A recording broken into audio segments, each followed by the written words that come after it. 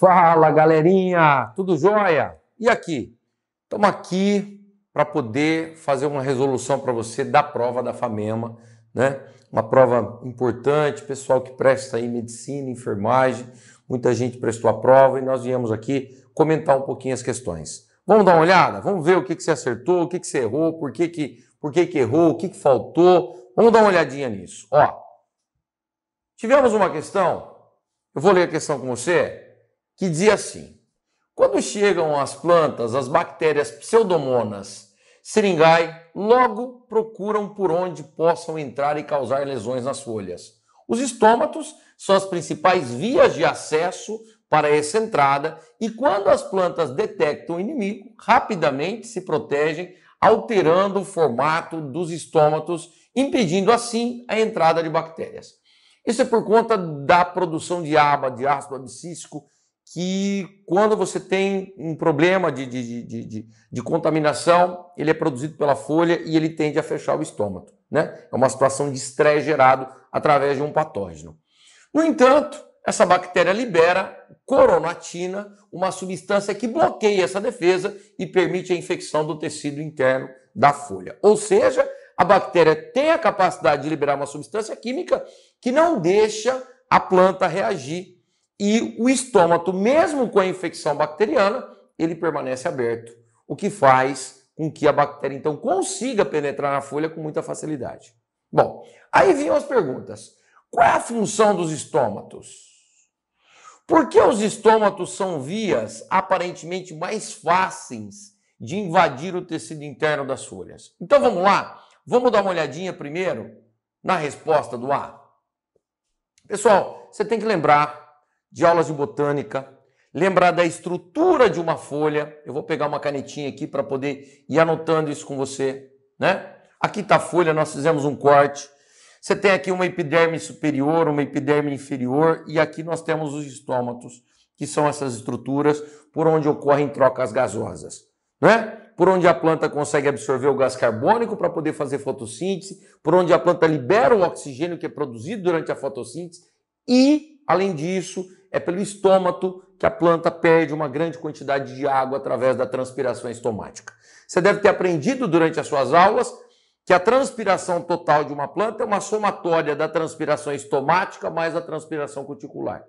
Então, quando ele pergunta qual a principal função dos estômatos, olha lá, os estômatos são responsáveis pelas trocas gasosas que estão ocorrendo nas folhas, está aqui esquematizado para você, tá? E também pela maior parte da transpiração que ocorre no vegetal. Então, isso seria o primeiro tópico. E aí ele fala, por que o estômago tem um ponto assim, né, de fácil entrada para a bactéria? Então, o que eu coloquei, os estômatos correspondem a verdadeiras portas de entrada, quando abertos, presentes na epiderme da folha. Passando pelo estômago, a bactéria já cai no mesófilo da folha, que é a somatória do parênquima palissádico mais o parênquima lacunoso. Aqui está o parênquima palissádico, aqui está o parênquima lacunoso. E se a bactéria conseguir passar pelo estômago, já cai na parte interna da folha, causando grandes prejuízos. Então, a resposta do item A, ela teria que passar, não é, por um discurso mais ou menos como esse que eu estou fazendo para você. Tudo bem? Vamos voltar no item B? Deixa eu apagar aqui para vocês, né? E vamos voltar para o item B, para ver como é que ficou o item B. Ó, qual a consequência da ação das bactérias sobre a produtividade primária bruta? O que é produtividade primária bruta, pessoal? É a taxa de fotossíntese da planta, tá? Você tem que lembrar que produtividade primária bruta corresponde à taxa de fotossíntese da planta. Isso você provavelmente aprendeu nas aulas de ecologia, em pirâmide de energia, o que é produtividade primária bruta, tá? Durante uma estiagem prolongada, você tem que lembrar que quando uma planta está passando por uma estiagem prolongada, ela tem uma tendência de ficar com o estômago fechado, porque tem falta de água. Independente se é dia ou se é noite, no momento onde eu tenho uma estiagem prolongada, a tendência da planta é permanecer com o estômago fechado. Ela tem que ficar com o estômago fechado, né? E, no entanto, essa bactéria está atacando e liberando substâncias químicas que estão mantendo o estômago aberto. Então, o que você tem que lembrar? Que além da bactéria entrar no centro da folha, no mesófilo, e atacar a região fotossintética, o estômago ainda vai ficar aberto. Então eu vou atacar o processo de fotossíntese, vou prejudicar a fotossíntese, e mantendo o estômago aberto, essa planta vai transpirar em demasia. E ela vai acabar desidratando, porque um período de estiagem ela teria que fechar o estômago para fazer um equilíbrio hídrico e não vai conseguir. Então, olha lá, né? Justifique sua resposta mencionando o processo metabólico vegetal. Então, veja a resposta que eu dei aqui. Ó. Olha lá. Ocorre queda na produtividade primária bruta, que é a taxa de fotossíntese, uma vez que a bactéria em questão ataca o parênquima clorofiliano e, com isso, prejudica o processo fotossintético da planta, além de levar a planta a uma alta desidratação, pois durante um período de estiagem, as plantas tendem a deixar seus estômatos fechados para minimizar o processo de transpiração. E isso, infelizmente, não vai ser possível. A bactéria não está deixando o estômago fechar. A planta não está conseguindo regular o fechamento do estômago. Então, a bactéria, além de prejudicar a fotossíntese, ainda vai fazer a planta desidratar em demasia. Beleza essa questão? Eu espero que você tenha acertado. Uma questão bem bacana, uma questão que envolve a parte de histologia, a parte de fotossíntese, a parte de transpiração, envolve essa parte fisiológica da planta, bem bacana. Eu achei uma questão muito bem feita, muito legal. Quem estudou em botânica para valer deve ter acertado a questão. Tá bom? Espero que seja o seu caso. Vamos ver mais uma, pessoal? Olha essa. A pneumonia é uma doença geralmente causada por bactérias, mas também pode ser causada por vírus, protozoários ou fungos. Os micro-organismos provocam inflamações nas unidades pulmonares que ficam com acúmulo de secreções, o que dificulta a hematose. Olha o termo hematose, importante, batido, muito batido na aula de respiração. Né? E continua. Os sintomas mais comuns da pneumonia são tosse, que pode produzir expectoração, dores torácicas, febre alta e falta de ar. Em casos graves, a pessoa doente pode ter complicações e vir a óbito. Então ele faz uma breve descrição sobre a pneumonia. Muito bem. Aí ele vem com perguntas. Pergunta em A. Cite o nome das unidades pulmonares em que ocorre a hematose. Qual é o ponto onde ocorre a hematose? Você deve lembrar. É o fim do sistema respiratório. São os alvéolos pulmonares. Acertou? Continua no A.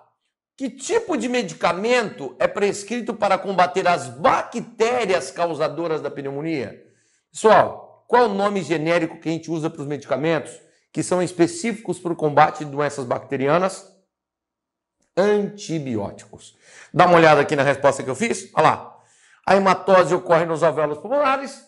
E os antibióticos são medicamentos prescritos para combater doenças bacterianas. Fiz um desenho para você poder lembrar do alvéolo. Olha o alvéolo aqui.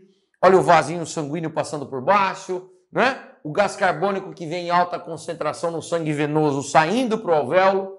E o oxigênio que está no alvéolo em alta concentração vindo do alvéolo para a corrente sanguínea, né? Fazendo com que o sangue deixe de ser venoso e passe a ser um sangue arterial. Então essa seria a resposta do item A.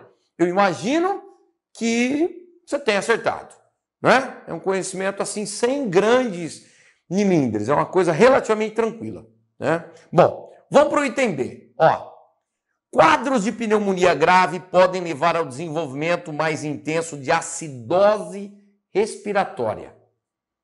O que é acidose respiratória, pessoal? É quando você tem um acúmulo muito grande de gás carbônico. E esse acúmulo grande de gás carbônico acaba fazendo com que o sangue fique mais ácido. Por acúmulo de íon bicarbonato, por acúmulo de ácido carbônico, esse gás carbônico reage com a água, muitas vezes perde um hidrogênio, outras vezes não, e o pH do sangue começa a cair, a gente chama de acidose. Aí ele vem e diz assim, ó, o que provoca acidose respiratória? Bom, o que provoca acidose? O acúmulo de gás carbônico na corrente sanguínea.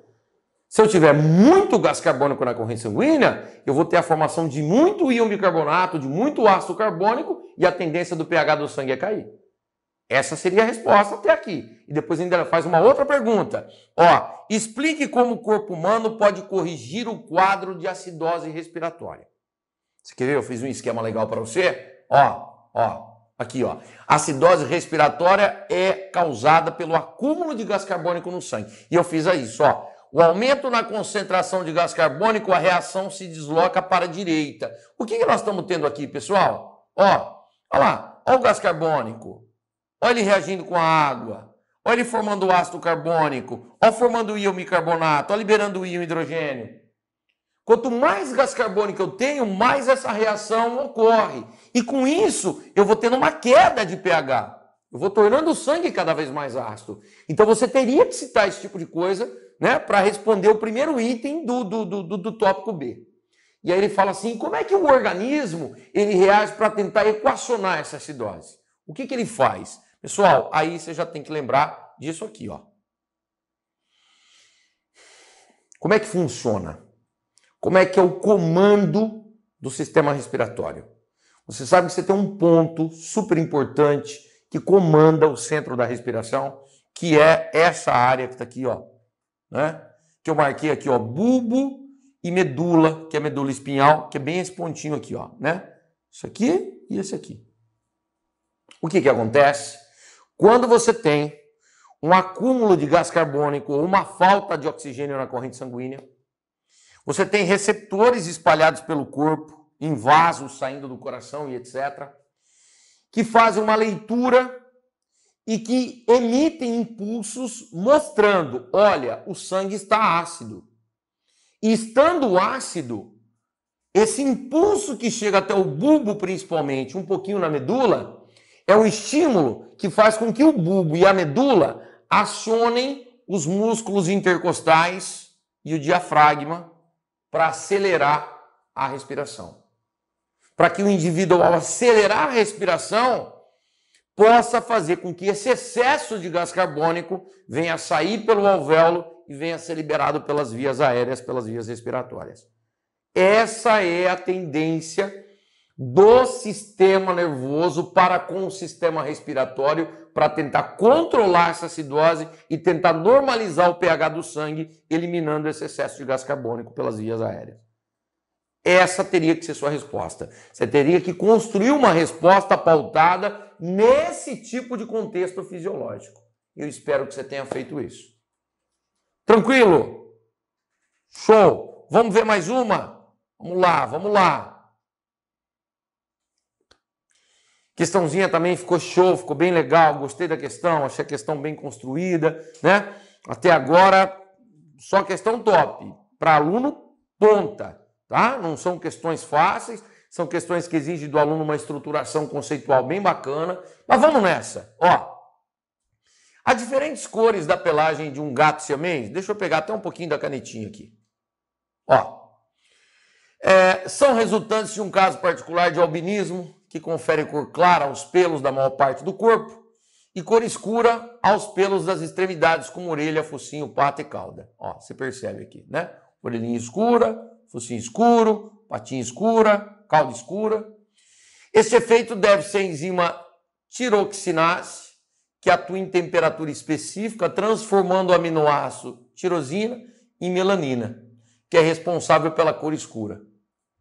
O gráfico apresenta 3 curvas e apenas uma delas é compatível com a atividade da enzima tiroxinase. Bom, o que eu começo a imaginar? Que se essa enzima atua pegando um aminoácido e transformando esse aminoácido em melanina, e é isso que faz o gato ficar com a coloração escura, e ele cita e mostra na imagem que a coloração escura ela fica especificamente nas extremidades do corpo do animal, significa que no restante do corpo a enzima não está conseguindo atuar porque provavelmente a temperatura não é adequada para a sua atuação. Somente nas extremidades eu tenho uma temperatura adequada para que essa enzima realmente possa produzir melanina. É isso que eu tenho que começar a imaginar. Ele segue. A temperatura retal média dos gatos siameses equivale a 38,5 graus Celsius. 38,5 graus Celsius é tida como a temperatura ideal para um gato. Temperatura retal, ele foi lá, pegou um termômetro, colocou no ânus do gato e aferiu essa temperatura pela temperatura retal. Então, a temperatura corporal, 38,5 graus Celsius. Aí eu começo. Bom, se a temperatura retal é 38,5, com certeza, nas extremidades do gato eu não tenho essa temperatura. Porque na extremidade do gato eu tenho uma vascularização menos intensa, passa menos sangue. Se eu pegar na orelhinha do gato, se eu pegar no focinho, vai ser mais geladinho que o restante do corpo. A temperatura é abaixo. Aí eu começo a triar na minha cabeça que nesse local, que é onde a enzima em questão age, ela age numa temperatura menor que a temperatura corporal. Agora, vamos continuar lendo. Ó, qual curva é compatível com a atividade da enzima que atua nas extremidades do corpo do gato siamês e justifique sua resposta? Gente, dá uma olhada na curva número 2. Ó, ela está marcando 38,5. Se a enzima está atuando na extremidade, eu sei que na extremidade do corpo do gato a temperatura é aquém. Então o que acontece? A curva é a curva 1. E aí você tem que, obviamente, marcar na sua resposta, né? Olha lá, a curva 1, pois a melanina está sendo produzida apenas nas extremidades do corpo, onde a temperatura é menor que a temperatura retal. E aí você consegue cravar o A, não é? De uma questão bacana, achei bacana. Está falando de enzima, tem a ver com desnaturação proteica, desnaturação enzimática, envolve temperatura, um conceito legal, um texto legal, ele te dá informações, você faz uma interpretação legal, consegue chegar na resposta sem grandes problemas. Agora veja. Vamos continuar. B.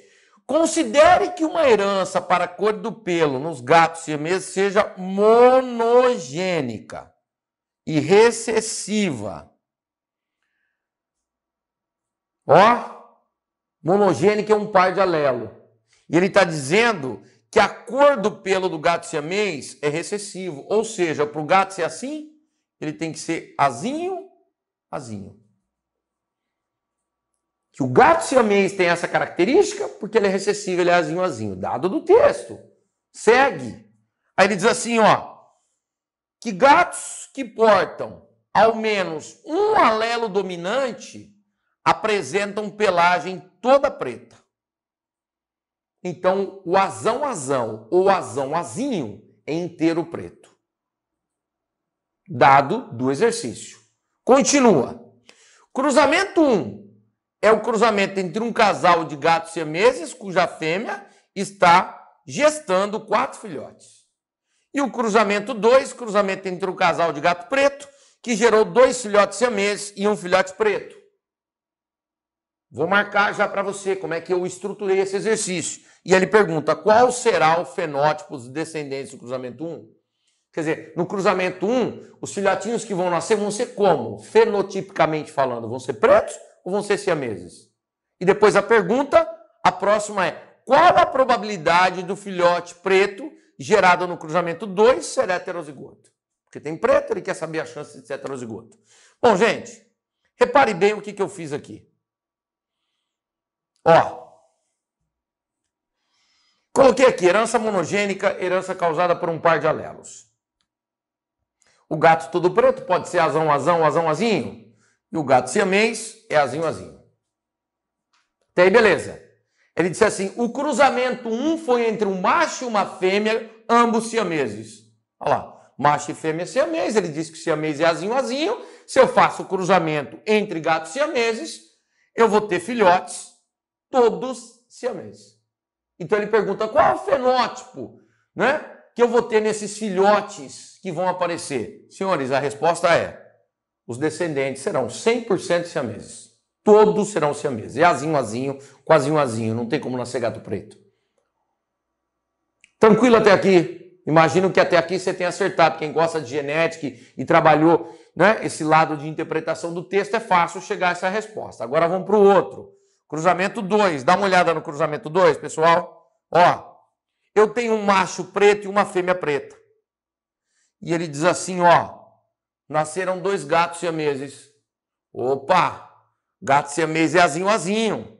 Se nasceu azinho, azinho, um gene veio do macho e um gene veio da fêmea. Olha lá, um do macho e um da fêmea. Eu descubro que os pais são heterozigotos. Você percebe? E nasceu aqui, olha lá, um gato preto. Ele é azão alguma coisa. A pergunta era, qual é a probabilidade desse gato preto ser heterozigoto? Gente, o que você tem que fazer? É uma questão discursiva. Você tem que estruturar a sua resposta, mostrar de onde você tirou os dados. O que você faz? Você está vendo aqui, ó, macho e fêmea? Você vai fazer isso aqui, ó. Presta bem atenção que eu vou fazer. Deixa eu pegar a canetinha aqui para te ajudar. Aqui está o macho, aqui está a fêmea. Então você vai fazer isso, ó. A probabilidade do filhote preto, que é esse filhote aqui, tá? Gerado no cruzamento 2, ser heterozigoto é de... O que eu tenho que fazer? Ó o cruzamento. Isso com isso, eu posso ter um filhote azão. Isso com isso, eu posso ter um filhote azão-azinho. Esse com esse, também um azão-azinho. E esse com esse, eu posso ter um filhote azinho-azinho. Só que você não pode esquecer que esse gato é preto, ele já nasceu, você não pode, no teu cálculo, considerar o azinho-azinho. Ele não é azinho-azinho. A chance dele ser heterozigoto, ó, é só entre os pretos. Então a chance, dá uma olhada, ó, 2 num total de 3. 2/3 em porcentagem, 66,6%. Essa seria a resposta do item B no cruzamento 1 e no cruzamento 2. Beleza? Exercício legal, bem estruturado. Show, show. Parte básica da genética, envolve interpretação. Tá? Espero que você tenha acertado também. Agora vamos para o último. Vamos ver o último? Vamos ver o último. Olha lá. Esse último diz assim, ó. Paramécios de água doce frequentemente recebem água do meio por osmose e poderiam sofrer lise e morrer se não fossem as organelas osmorreguladoras. Estas removem a água excedente de dentro da célula e expulsam para o meio ambiente. O funcionamento dessas organelas envolve a participação de bombas de prótons. É mole ou você quer mais? Bombas de prótons. Temos que achar quem foi o cara que teve essa ideia de colocar bomba de próton para um aluno de ensino médio. Mas vamos seguir. Que lançam esses íons para o interior dessa estrutura osmorreguladora. Bom, aí o aluno que lê uma questão como essa já fica encanado, né? Ele já olha isso aqui e você fala, puta merda, bombas de prótons. Bom, vamos ver o que pergunta. Cite a organela osmorreguladora presente nos paramécios. Eu acho que você veio e rasgou. Vacúolo contrátil ou pulsátil. Isso é batido, a gente fala muito nas aulas. O vacúolo contrátil ou pulsátil é presente em protozoários dulcícolas e o ambiente dulcícola é um ambiente hipotônico. A água vai do hipo para o hiper, a água fica entrando no paramécio por osmose e a tendência dele seria, né, enchendo de água e explodir, mas ele tem uma organela chamada vacúolo contrátil ou pulsátil que elimina o excesso de água que entra por osmose. Então, qual é a organela? Vacúolo contrátil ou pulsátil. Aí ele fala, professor, qual é a tonicidade do hialoplasma dos paramécios em relação à tonicidade da água do meio? A água do meio é um meio hipotônico.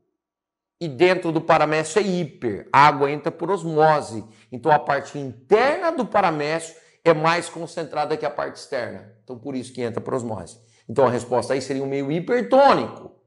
Então olha como é que eu estruturei a resposta do A. A organela osmorreguladora é o vacúolo contrátil ou pulsátil. Então até aí show.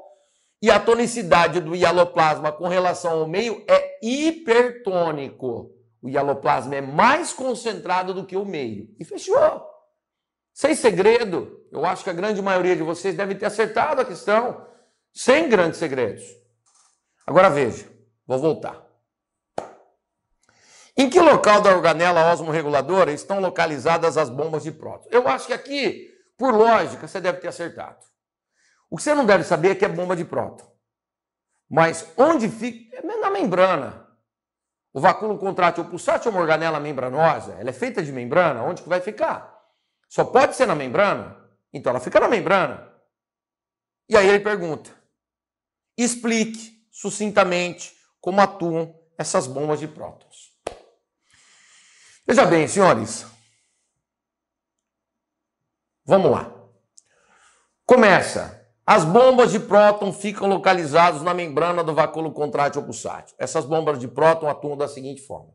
Então, eu vou te explicar, depois a gente comenta os detalhes né, com relação a isso. Primeiro, dá uma olhada nisso aqui. Professor, o que você está fazendo aí? Bom, aqui eu estou fazendo o seguinte. Eu peguei um pedacinho da célula. Então você imagine que eu tenho aqui assim imagine que isso aqui é um paramécio, tá? E aqui tem o vacúolo contrátil ou pulsátil. Então eu peguei o vacúolo contrátil ou pulsátil, que é esse cara que está aqui, e isso aqui que você está vendo é a membrana plasmática, certo? Eu peguei um pedaço, tá, do corpo do paramécio. Sem me preocupar em desenhar cílio, em desenhar essas coisas, que não é o foco da questão. Não é isso que ele está querendo. Bom, aí veja só. Aqui, escuta bem. O que acontece?